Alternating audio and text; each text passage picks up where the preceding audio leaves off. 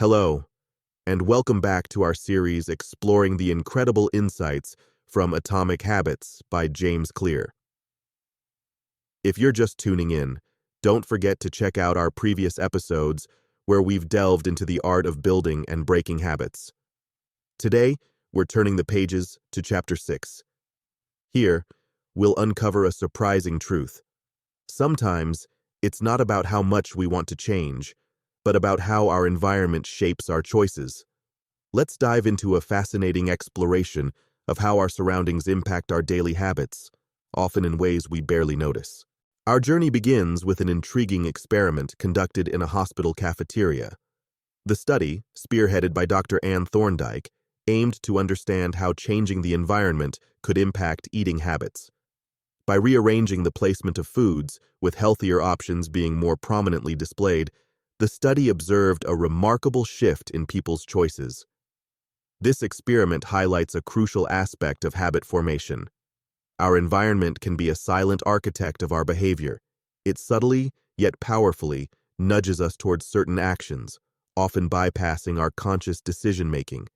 Think about your daily routine, the placement of your alarm clock, the layout of your kitchen, the arrangement of apps on your phone. All these environmental cues play a role in shaping your habits. Now, let's delve into the concept of choice architecture. This term refers to how the design of different environments influences our decision-making.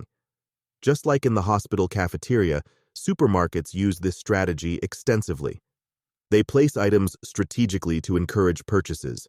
The high-calorie snacks placed at eye level, the fresh produce at the entrance. Every detail is designed to influence your choices. But here's the empowering part.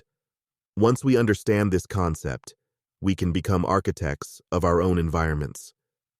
Imagine reshaping your living space, your office, even your digital environment to naturally guide you towards healthier, more productive habits.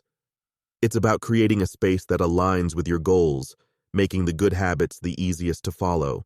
Visibility plays a crucial role in habit formation. Our environment's design can make certain actions more visible and therefore more likely. For instance, if I place a fruit bowl in the center of my kitchen table, I'm more likely to grab an apple instead of digging through the pantry for a snack. Similarly, if I keep my running shoes by the door, I'm reminded of my intention to jog every morning. It's about making the cues for good habits impossible to miss. Think about your own space. What items are in plain sight, and what habits are they encouraging? So, how exactly can we design our environments for success?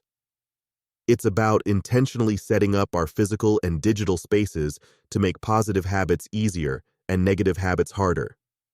If you're trying to cut down on television, consider rearranging your living room to focus on a reading nook instead of the TV. Or if you're aiming to spend less time on social media, try deleting distracting apps from your phone's home screen. It's fascinating how these simple changes can shift our behavior. I remember meeting someone who transformed their entire home office to foster better work habits, less clutter, more organization, and strategically placed reminders of their goals. Their transformation was inspiring.